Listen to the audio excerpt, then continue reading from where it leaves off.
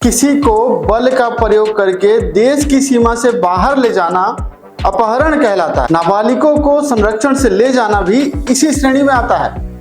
BNS 2023 section 137 और 138। अब थोड़ा ध्यान से समझिए, क्योंकि मैंने इन्हीं दो लाइनों में किडनैपिंग और एबडक्टिंग दोनों को ऐड किया है। किडनैपिंग और एबडक्टिंग दोनों को लोग कई बार एक ही समझ लेते हैं, लेकिन उन दोनों में अंतर है। किडनैपिंग को समझिए कि जब किसी नाबालिग या फिर मानसिक रूप से अस्वस्थ व्यक्ति को देश की सीमा से बाहर ले जाया जाता है, इसमें चाहे भले ही उसकी कंसेंट हो, तो वो धारा 137 के तहत किडनैपिंग में आएगा। दूसरी कंडीशन में यदि किसी नाबालिग को जो भी उसका संरक्षक है, उसका गार्जियन है, उसके संरक्षण से बाहर ले जाना, कहीं दूसरे स्थान पर ले जाना, बेशक ही वो भारत देश के अंदर ही कहीं ले जाए, यह भी किडनैपिंग की कैटेगरी में आता है।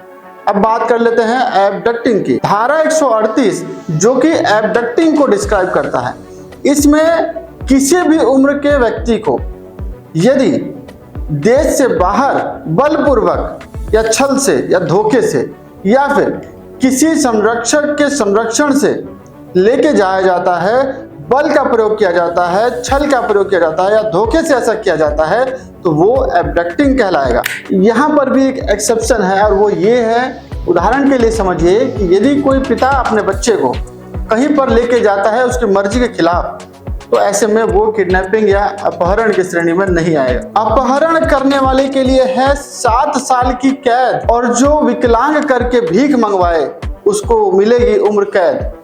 भारतीय न्याय संहिता 2023 सेक्शन 139 में जो अपहरण बच्चों के किए जाते हैं या अस्वस्थ व्यक्ति के किए जाते हैं, जो मानसिक रूप से अस्वस्थ है, ऐसे लोगों को विकलांग बनाकर ट्रैफिक सिग्नल्स या फिर अन्य ऐसी ही जगहों पर उनसे भीख मंगाया जाता है और इनके पीछे बहुत बड़ा गैंग होता है जो ऐसा काम करता है।